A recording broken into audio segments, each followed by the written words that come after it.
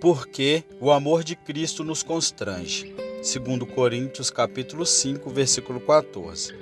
De todas as características do caráter de Paulo, a atividade incansável foi a mais marcante. Desde o início da história de Paulo, nos é dito de seus esforços pessoais em perseguir a igreja nascente, quando ele era um blasfemo e perseguidor e injusto. 2 Timóteo capítulo 3, versículo 2. É bastante óbvio que esta era a característica proeminente de sua mente natural.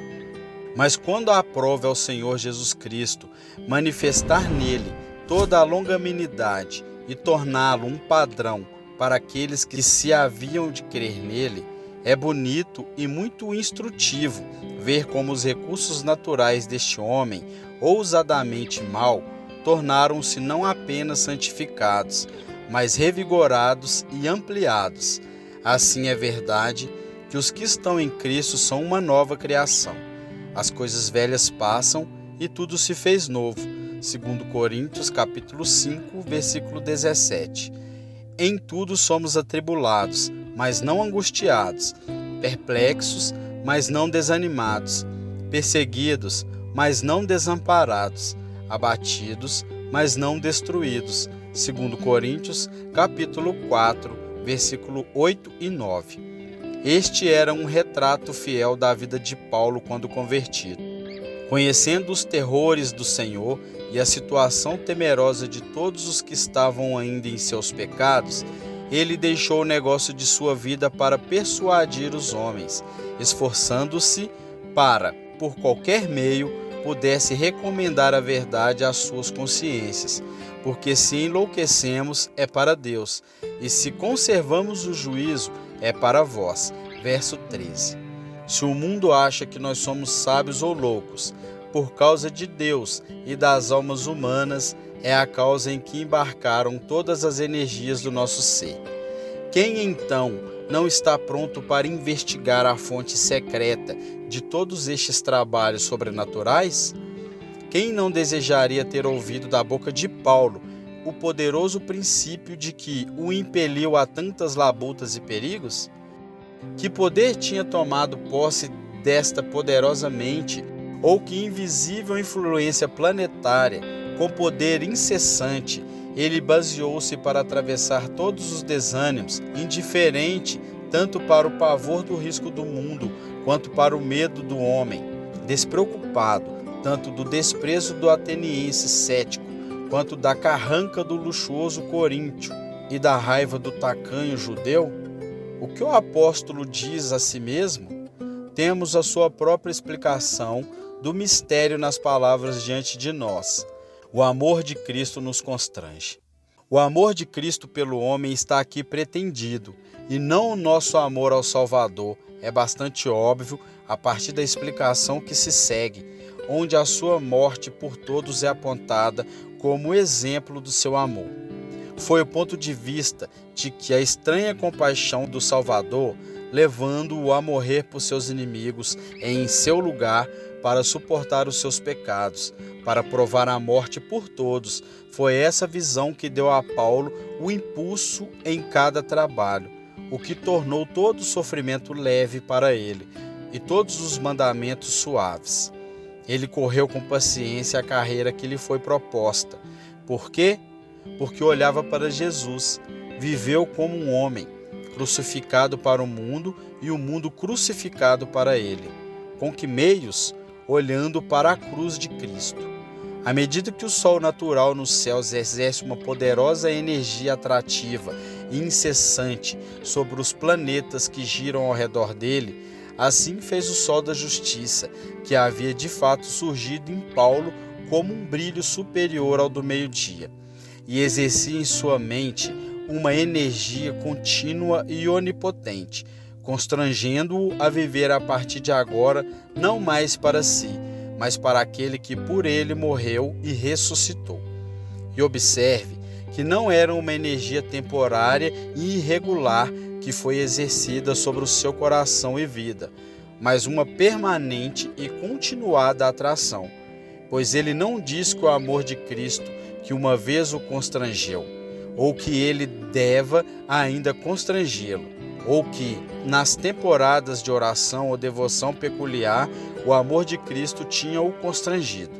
Ele disse simplesmente que o amor de Cristo o constrange. É sempre presente, sempre permanente, o poder sempre em movimento, que constitui a mola mestra de todo o seu trabalho, de modo que, se isso for tirado, suas energias se vão, e Paulo se tornaria fraco como os outros homens. Não há ninguém lendo isto cujo coração é desejoso de possuir apenas um princípio mestre como tal? Não há ninguém que tenha chegado a essa mais interessante de todas as etapas de conversão, em que você está suspirando por um poder para lhe renovar?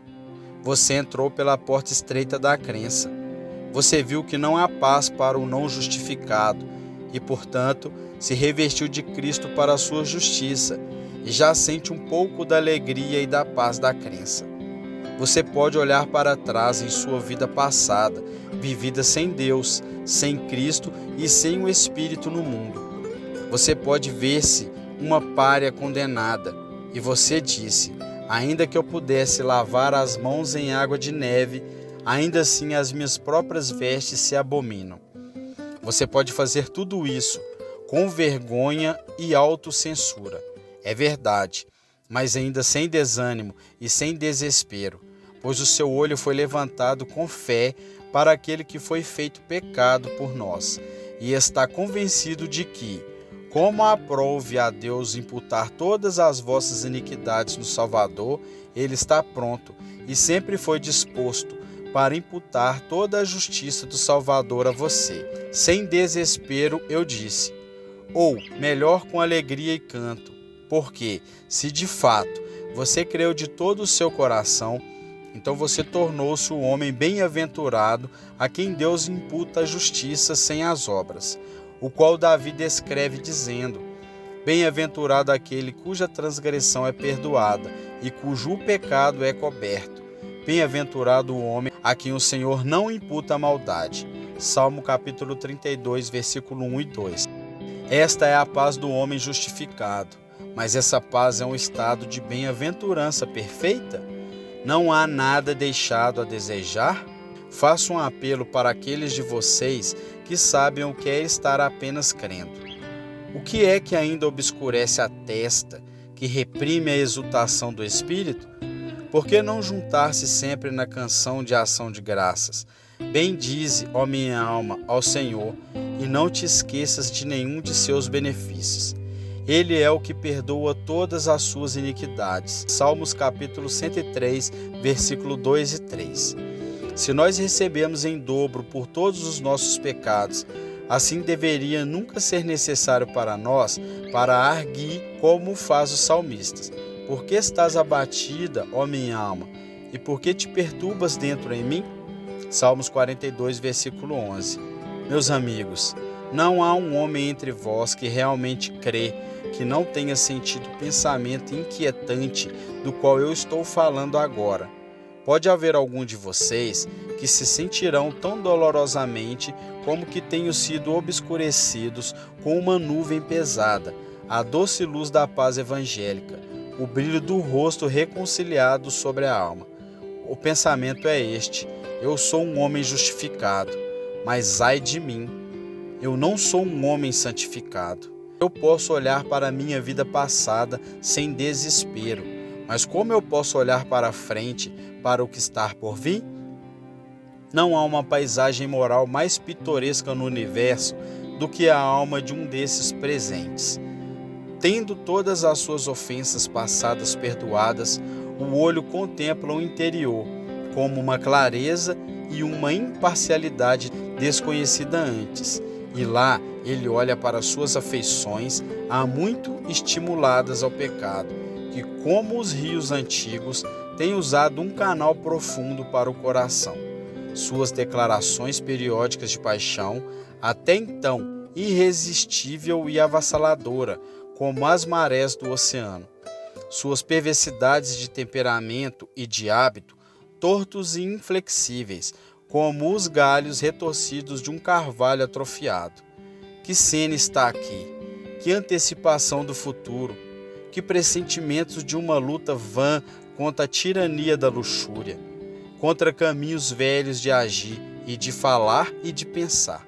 Se não fosse a esperança da glória de Deus ser um dos direitos adquiridos do homem justificado, ele ficaria surpreso se essa visão de terror levasse um homem para trás, como um cão ao seu vômito, ou uma porca lavada a chafurdar na lama de novo? Agora sim, é como um homem precisamente nessa situação, clamando pela manhã e à tarde: como poderei ser feito de novo? Que bem deverá o perdão dos meus pecados passados fazer de mim, se eu não for liberto do amor ao pecado? Assim é como o homem que nós iremos agora, com toda a seriedade e afeição, apontar o exemplo de Paulo e o poder secreto que operou nele, o amor de Cristo. Diz Paulo, nos constrange. Nós também somos homens, de natureza semelhante a vocês mesmos. Essa mesma visão que você vê com desânimo dentro de você foi de igual modo revelada em nós em todo o seu poder desanimador. De quando em quando a mesma visão horrenda dos nossos próprios corações é revelada a nós. Mas nós temos um encorajamento que nunca falha. O amor do Salvador sangrente nos constrange. O Espírito é dado para os que creem. E este agente todo-poderoso tem um argumento que nos move continuamente, o amor de Cristo. Meu presente objetivo é mostrar como esse argumento, na mão do Espírito, move o crente a viver para Deus, como tão simples verdade do amor de Cristo ao homem, continuamente apresentada à mente do Espírito Santo, deve capacitar qualquer homem a viver uma vida de santidade evangélica. Se há um homem entre vós, cujo inquérito é grande, como serei salvo do pecado? Como devo andar como um filho de Deus? Este é o homem dentre todos os outros, cujo ouvido e o coração eu estou ansioso para ocupar. O amor de Cristo ao homem constrange o crente a viver uma vida santa, pois essa verdade tira todo o seu medo e ódio de Deus. Quando Adão ainda não havia caído, Deus era tudo para sua alma, e tudo era bom e desejável para ele. Somente na medida em que tinha a ver com Deus, cada veio do seu corpo, de modo assombrosamente maravilhoso formado, cada folha que fartalhava nos caramachões do paraíso, a cada novo sol que se erguia, regozijando-se como um herói, a correr a sua corrida, levou em todos os dias novos temas de pensamentos piedosos de admiráveis louvores, e foi só por isso que ele podia se encantar ao olhar para eles.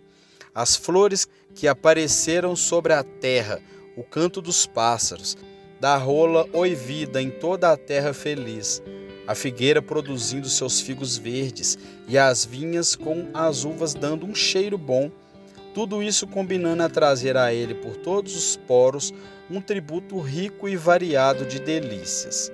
E por quê? Só porque eles trouxe na alma comunicações ricas e variadas da multiforme graça de Jeová. Pois assim como você pode ter visto uma criança na terra, dedicada a seu pai terreno, satisfeito com tudo quando ele está presente e valorizando cada dom da mesma forma que mostra mais a ternura do coração de seu pai, assim também era com essa genuína criança de Deus.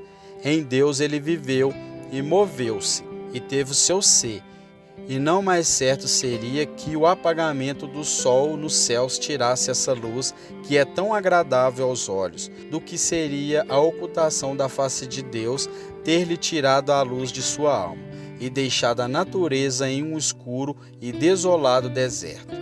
Mas quando Adão caiu, o ouro fino tornou-se escuro. O sistema de seus pensamentos e gostos foi invertido. Em vez de desfrutar a Deus em tudo, e tudo em Deus, tudo agora parecia odioso e desagradável para ele, justamente na medida em que tinha a ver com Deus. Quando o homem pecou, passou a temer e a odiar aquele a quem temia, e fugiu para o pecado, e fugiu para todo o pecado, apenas para fugir daquele a quem ele odiava. De modo que, Assim como você pode ter visto uma criança que penosamente transgrediu contra um pai amoroso, fazendo todo o possível para esconder-se da vista de seu pai, fugindo de sua presença e mergulhando em outros pensamentos e ocupações, só para livrar-se do pensamento de seu pai, justamente ofendido. Da mesma forma, quando Adão caiu, ouviu a voz do Senhor Deus, que passeava no jardim pela viração do dia. Aquela voz que antes de pecar era música celestial em seus ouvidos. Então esconderam-se Adão e sua mulher da presença do Senhor Deus entre as árvores do jardim. Gênesis capítulo 3, versículo 8. E da mesma maneira, todo homem natural foge da voz e da presença do Senhor, não para esconder-se sob as folhas grossas do paraíso, mas para enterrar-se em cuidados e negócios e prazeres e farras. Qualquer retiro é agradável, desde que Deus não esteja lá. Qualquer ocupação é tolerável, desde que Deus não esteja nos pensamentos. Agora, tenho a certeza que muitos de vocês podem ouvir essa acusação contra o homem natural com incrédula indiferença, se não com indignação. Você não sente que você odeia a Deus ou teme a sua presença, e, portanto, você diz que não pode ser verdade. Mas quando Deus diz a respeito do seu coração que é desesperadamente corrupto, Jeremias capítulo 17, versículo 9, quando Deus reivindica para si o privilégio de conhecer e experimentar o coração, isto não é presunçoso em tais seres ignorantes como nós, que devamos dizer que não é verdade em relação a nossos corações o que Deus afirma ser verdade, simplesmente porque não estamos conscientes disso? Deus diz que a inclinação da carne é inimizade contra Deus, Romanos capítulo 8, versículo 7, que a própria semente e substância de uma mente não convertida é o ódio contra Deus, absoluto, implacável ódio contra aquele em quem vivemos, nos movemos e existimos. É bem verdade que não sentimos esse ódio dentro de nós, mas isso é apenas um agravamento do nosso pecado e do nosso perigo. Temos, assim, bloqueado as vias de autoexame. Há tantas voltas e voltas antes que possamos chegar aos verdadeiros motivos das nossas ações, que o nosso medo e ódio de Deus, que levam o homem a pecar e que ainda são as grandes forças impulsoras, quais os aguilhões de Satanás sobre os filhos da desobediência, estes estão totalmente escondidos de nossa vida. E você não pode convencer um homem natural que eles estão realmente lá. Mas a Bíblia testemunha que destas duas raízes mortais, do temor e do ódio de Deus, cresce a densa floresta de pecados com que a terra está enegrecida e coberta. E se há alguém entre vós que foi despertado por Deus para saber o que está em seu coração, eu tomo esse homem hoje para testemunhar que seu clamor amargo, tendo visto todos os seus pecados, tem sido: contra ti somente pequei. Salmo capítulo 51, versículo 4. Se então temor de Deus e ódio de Deus são a causa de todos os nossos pecados, como devemos ser curados do amor ao pecado, se não por tirarmos a causa? Como você mais efetivamente mata a erva daninha? Não é atacando a raiz? No amor de Cristo ao homem.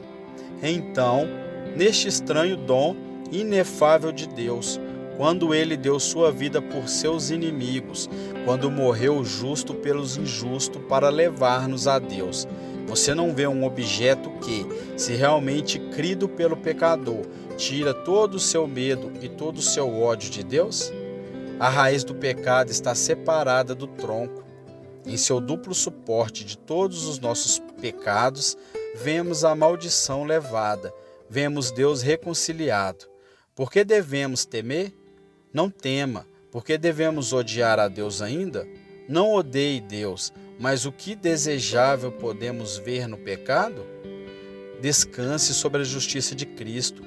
estamos novamente no lugar onde Adão esteve, com Deus como nosso amigo. Nós não temos nenhum objetivo para pecar e, portanto, nós não nos importamos com o pecado.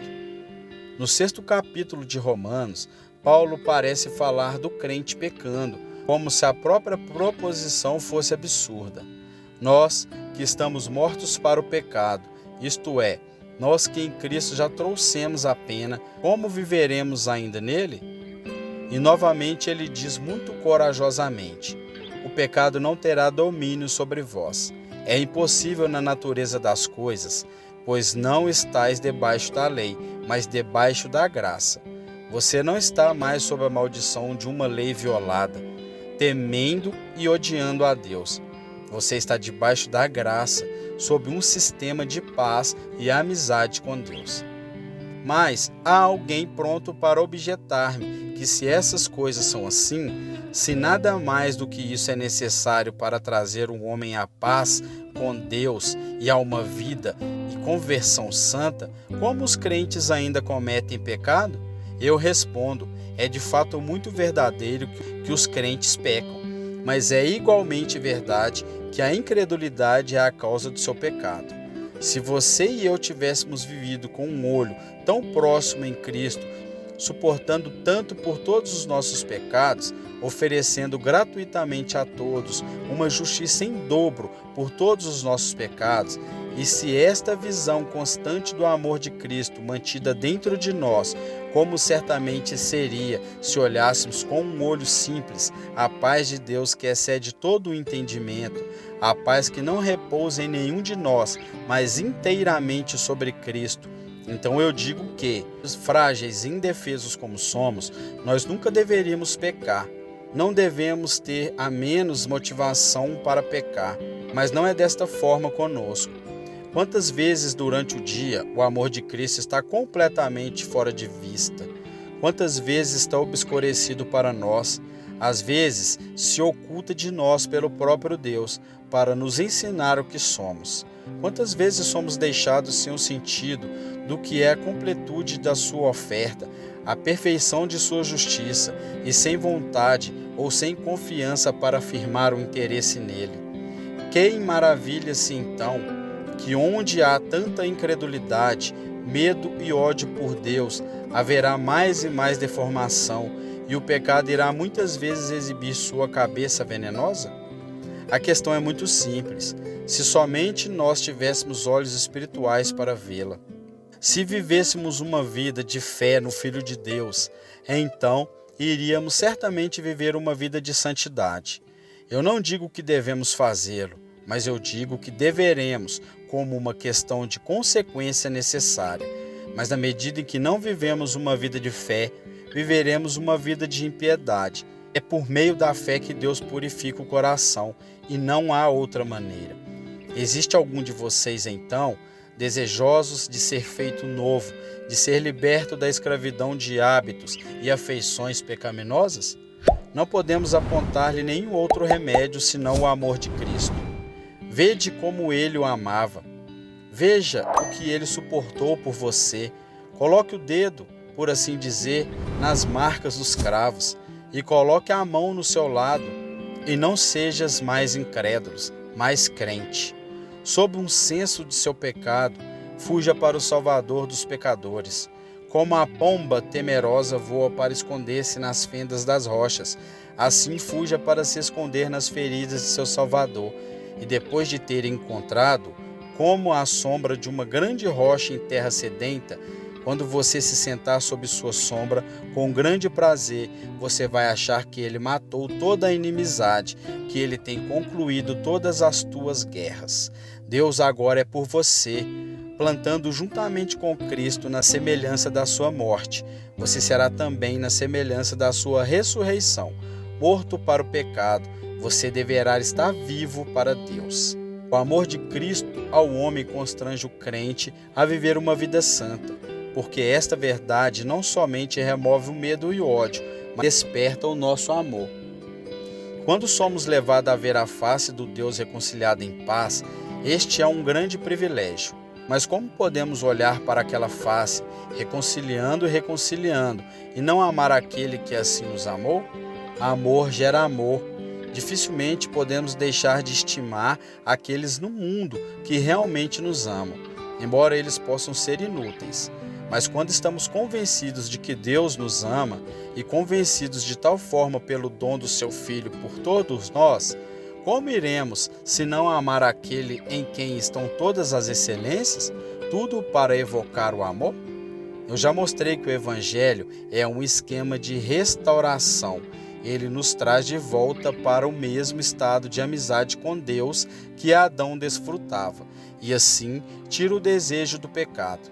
Mas agora eu irei mostrar a você o que o Evangelho faz muito mais do que restaurar-nos ao estado do qual caímos.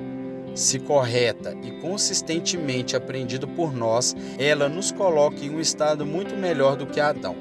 Ele nos constrange por um motivo muito mais poderoso. Adão não tinha esse forte amor de Deus ao homem, derramado em seu coração, e, portanto, ele não tinha esse poder constrangedor para fazê-lo viver para Deus. Mas os nossos olhos viram esta grande visão. Diante de nós, Cristo foi evidentemente crucificado. Se realmente acreditamos que seu amor trouxe-nos a paz por meio de perdão, e porque estamos perdoados e em paz com Deus, o Espírito Santo nos é dado. O fazer o quê? Ora, exatamente para derramar esta verdade sobre os nossos corações, para nos mostrar mais e mais desse amor de Deus por nós, para que possamos ser atraídos e adorar aquele que nos amou, viver para aquele que morreu e ressuscitou por nós. É realmente admirável ver como a forma bíblica de fazer-nos santos é adequada à nossa natureza.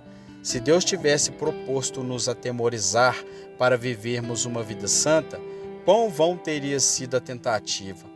Os homens têm sempre uma ideia, que se alguém vivesse dos mortos para nos contar sobre a realidade das regiões onde habitam tristes na miséria sem fim os espíritos dos condenados, que aqueles iriam constrangê-los a viver uma vida santa, mas que ignorância isso nos mostra da nossa natureza misteriosa. Suponha que Deus, nesta hora, desvendasse diante dos nossos olhos os segredos dessas moradas terríveis, aonde a esperança nunca vem. Suponha, se fosse possível, que você foi realmente levado a sentir por algum tempo as dores reais do lago e experimentado a agonia e o verme que nunca morre, e depois que você foi trazido de volta à terra e colocado em sua velha situação, entre seus velhos amigos e companheiros, você realmente acha que haveria qualquer chance de você caminhar com Deus como uma criança? Eu não duvido que você iria ter medo de seus pecados positivos. A taça do prazer sem Deus iria cair de sua mão. Você estremeceria com um juramento. Você tremeria ante uma mentira, porque você tinha visto e sentido algo do tormento que aguarda o bêbado, o blasfemador e o mentiroso, no mundo além túmulo. Mas você realmente acha que você iria viver para Deus mais do que você vive, que você iria servi-lo melhor do que antes?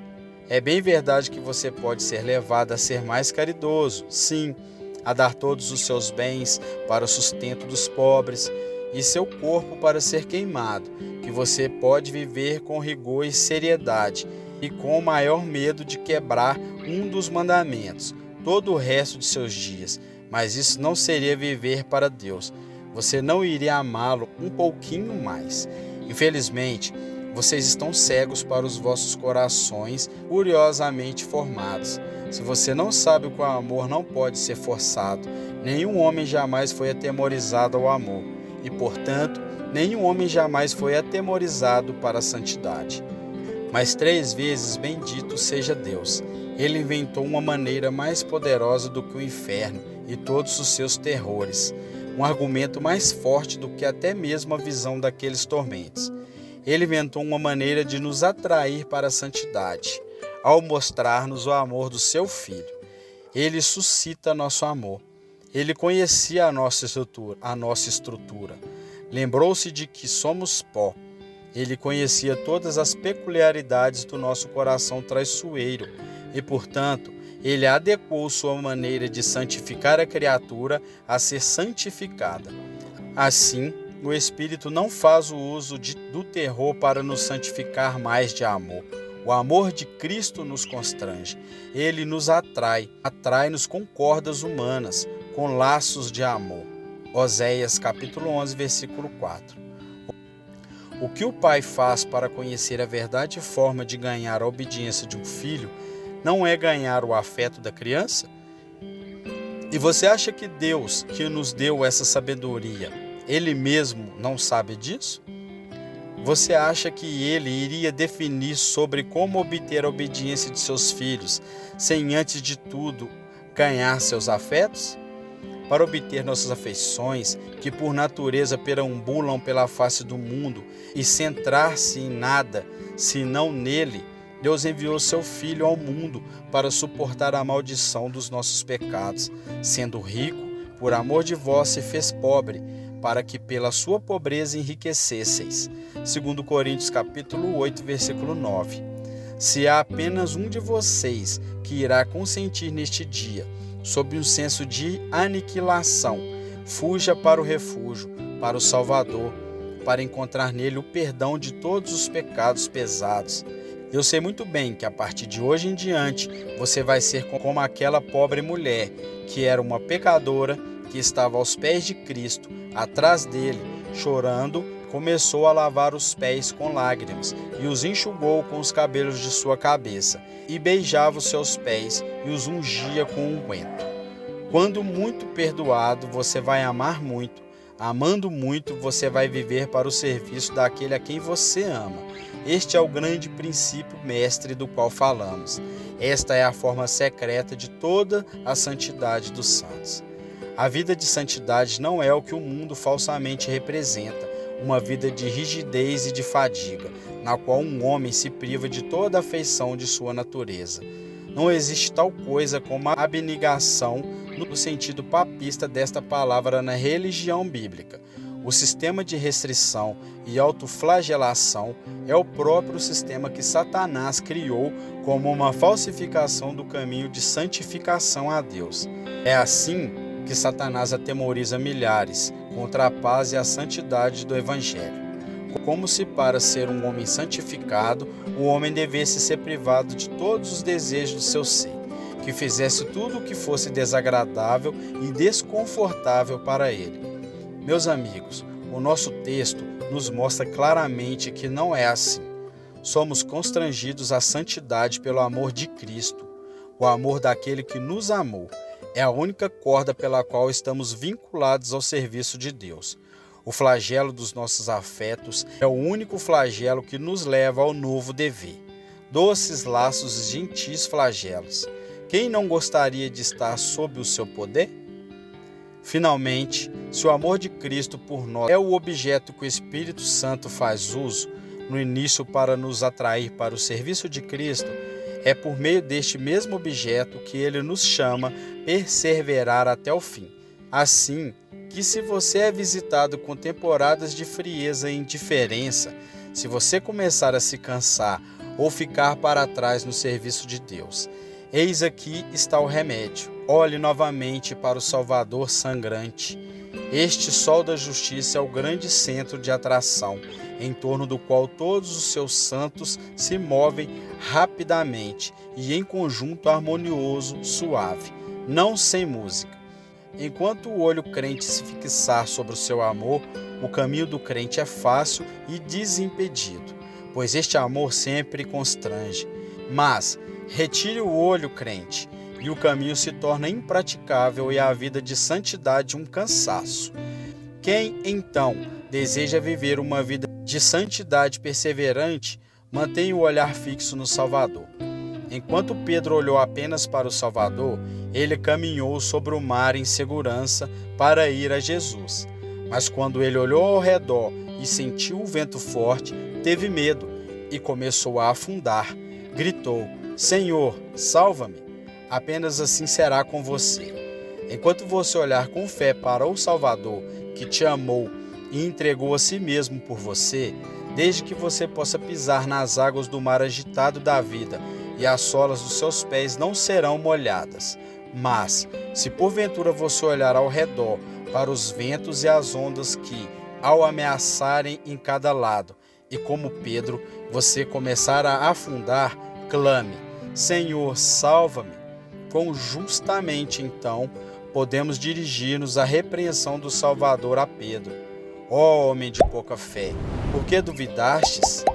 Olhe novamente para o amor do Salvador e contemple o amor que constrange a viver não mais para si, mas por aquele que morreu por você e ressuscitou.